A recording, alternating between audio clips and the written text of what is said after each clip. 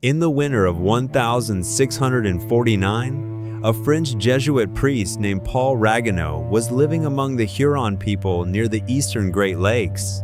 He had gone there to convert them. What he found stopped him. He watched as an entire village gathered around a young woman who had been acting strangely, agitated, withdrawn, unable to sleep. His journal records that the community came together not to pray over her or punish her, but to figure out what her soul was trying to tell them. They believed her mind was sending a signal. If they listened carefully, they could bring her back. Freud would not publish his theory of the unconscious until 1899, and in 1883, the United States government made it illegal. To understand what was lost, you need to understand what existed. The Haudenosaunee Confederacy was not a loose collection of tribes.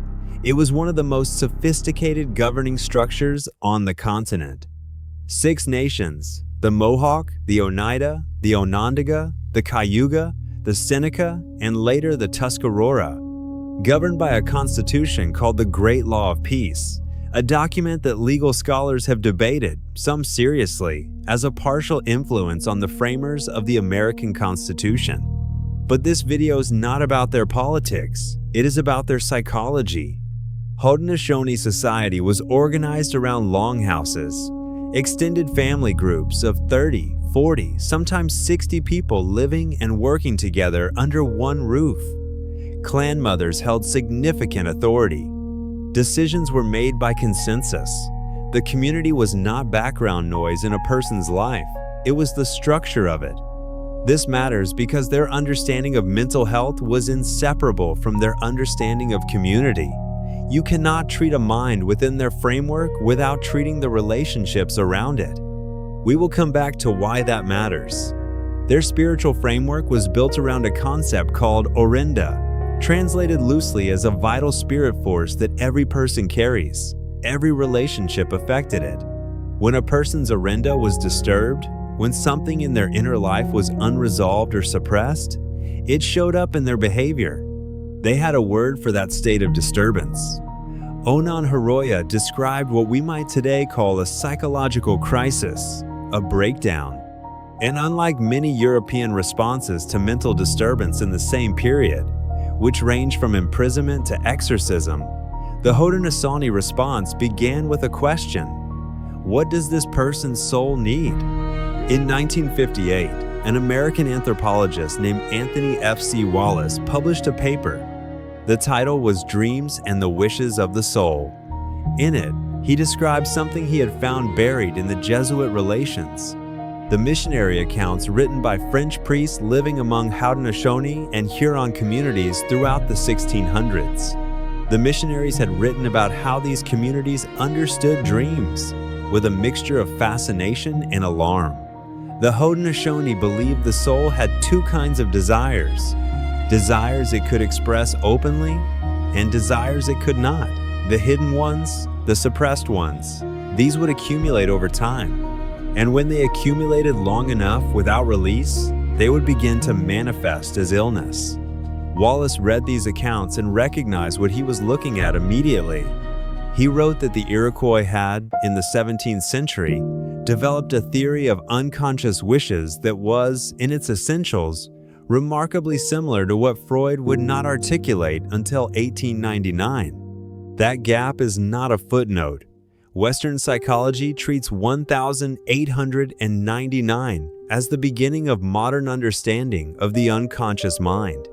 But Jesuit priests were writing down detailed accounts of this same concept more than 200 years before Freud, and the practice itself was older still. But what did this actually look like in practice? When a member of the community showed signs of psychological distress, the response was not improvised, it was structured. There were roles, there were methods, and there were specific people trained to carry them out. The first step was diagnosis, not by a single healer working in isolation, but through a process that involved the entire community. Family members described what they had observed, elders listened, and together, the community worked to identify what the person's soul might be asking for. Then came the healing ceremony. Dreams were interpreted as communications from the soul. If someone was suffering, their dreams were examined carefully. The community's role was to fulfill, symbolically or literally, what the dreams revealed.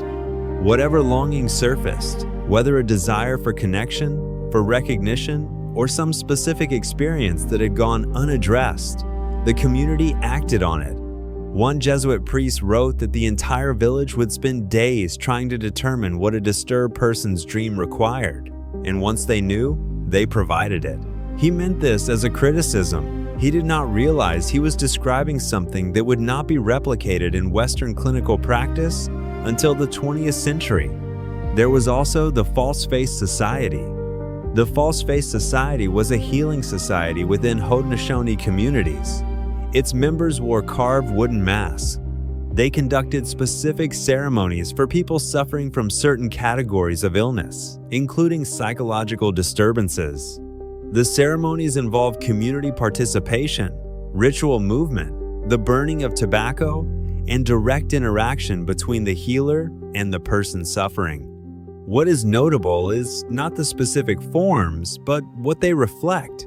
A conviction that healing is collective, that a person cannot be restored in isolation, and that the community's role is not to observe from the outside while someone suffers, but to step in and actively participate in bringing them back. Modern community psychology, which emerged as a formal field in the 1960s, is built on exactly these principles. Mental health cannot be separated from social context, and treatment must involve the surrounding environment, not just the individual. The Haudenosaunee had a working version of this, embedded in their social structure, for centuries before it was a field of study. But then the government moved to end it. On the 27th of August, 1883, the U.S. Department of the Interior established what it called the Code of Indian Offenses. The document was not passed through Congress. It did not require a vote. Secretary of the Interior Henry M. Teller authorized it through executive directive, and it went into effect on reservations across the country. The code created a system of courts, called Courts of Indian Offenses, presided over by Indian judges, appointed and controlled by the government. Teller's stated purpose, in his own words, was to destroy the tribal relations and to individualize the native population. The code was specific about what it banned. The practices of medicine people, described in the code as those who foster the superstition of the people, were prohibited outright. Dances and ceremonies were forbidden. The dream healing practices, the community gatherings around a person in psychological distress, the False-Face Society ceremonies, all of it was now a federal offense on reservation land. Read that clearly. They made healing a crime, and the punishment for healing your community was hunger. This was not an isolated policy decision. It was one part of a coordinated strategy. 4 years later, the Dawes Act of 1887 broke up communal land ownership, one of the structural foundations of Haudenosaunee and other indigenous communities. Individual land allotments replaced collective land. The physical basis for the Longhouse community began to dissolve. The boarding school system expanded aggressively from the 1870s onward, removed children from their families and communities, sometimes for years at a time. The explicit goal was stated clearly by Captain Richard Henry Pratt, founder of the Carlisle Indian Industrial School. He wrote that the aim was to kill the Indian in him and save the man. Children were punished for speaking their languages. Ceremonies were forbidden. The transmission of knowledge from elders to the next generation, the mechanism by which every cultural system sustains itself across time, was systematically interrupted. The Haudenosaunee had transmitted their understanding of the mind and healing across generations through practice, ceremony, and community participation. When you remove children from their communities during the precise years when that transmission would occur, you are not simply removing them from their families, you are breaking the chain. It would be a mistake to assume this happened out of ignorance. The people designing these policies had access to the same Jesuit accounts that Wallace would later read as evidence of sophisticated psychological thinking. They were not unaware that these communities had complex systems. They were aware, and they proceeded. Historian Francis Paul Prussia, in his comprehensive work on U.S. indigenous policy, documents how government officials consistently framed traditional practices as obstacles to assimilation regardless of their function. The function was not the concern. The continuity of indigenous identity was the concern, and the goal was to end it. The Code of Indian Offenses remained in effect in various forms until 1978. The American Indian Religious Freedom Act passed in 1978, restoring, at least legally, the right to practice traditional ceremonies. For nearly 100 years, healing was a crime. The consequences of a century of suppression are not abstract. Indigenous communities in the United States today face mental health challenges at rates significantly higher than the general population. According to the Indian Health Service and the National Survey on Drug Use and Health, suicide rates among indigenous youth are, in many communities, 2 to 3 times the national average. Rates of depression, PTSD, and anxiety are elevated across multiple population studies. The field of psychology has a name for what has happened across generations of indigenous communities: historical trauma, a term developed in large part by researcher Maria Yellowhorse Braveheart, herself Lakota, who documented in the 1990s how the cumulative weight of land loss, family separation, cultural suppression, and community destruction produces measurable psychological damage that transmits across generations. The community-based healing systems that existed to address psychological distress within these communities were not replaced when they were banned. They were simply removed. What Western mental health infrastructure was placed there instead? Very little, for a very long time. The Indian Health Service was created in 1955. Its mental health programs have been chronically underfunded since their inception.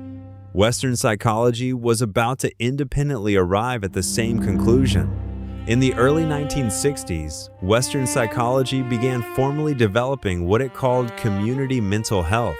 The foundational idea was that healing cannot happen in isolation, that treatment must account for the patient's social context, and that community involvement improves outcomes. This was presented as a breakthrough in psychiatric care. The Haudenosaunee had a functioning version of this embedded in their social structure for centuries. It was banned by the federal government. Decades later, Western psychology arrived at the same conclusion and treated it as new. Wallace's 1,958 paper went largely unread outside academic circles. The parallel he documented between Iroquois dream theory and Freudian psychoanalysis did not prompt a re-examination of how Western psychology positioned itself in relation to indigenous knowledge. It was acknowledged in a footnote, and the field moved on. There are researchers today, indigenous and non-indigenous, working carefully to document and revive traditional healing practices. In some communities, there are deliberate efforts to reconnect ceremonial healing with contemporary mental health support. The False Face Society, in particular, continues to exist among Haudenosaunee communities, though its practices are not shared publicly. The last time they were shared openly, someone made them illegal. Western medicine did not discover mental health. It arrived at a place that others had already built, found those people living there, and removed them. The Haudenosaunee were not a people waiting to be understood.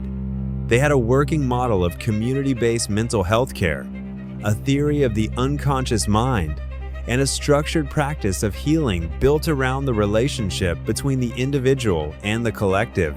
All of it documented by outside observers. All of it predating Western clinical psychology by centuries. Every introductory psychology course begins with ancient Greece and moves to Freud. That is the story of how we came to understand the mind. It is a story with enormous gaps in it. Paul Ragueneau, the Jesuit priest who watched that young woman in 1649, wrote it down because he found it remarkable. He did not have the framework to understand what he was watching. We do now. We have had it since at least 1958, when Wallace named it. What has been slower to change is the willingness to rewrite the story. The Haudenosaunee Confederacy still exists. The Six Nations are still here. The Great Law of Peace is still cited by legal scholars. And in communities across what is now New York State and Canada, traditional practices of healing, partial, and hard-won continue. The sources for everything covered here are in the description. Start with Wallace's 1958 paper, then read the Code of Indian Offenses itself. Primary sources clarify things that summaries smooth over. If you want to go deeper on how indigenous knowledge systems have been erased from scientific history, that is the next video. Subscribe so you are there when it comes out.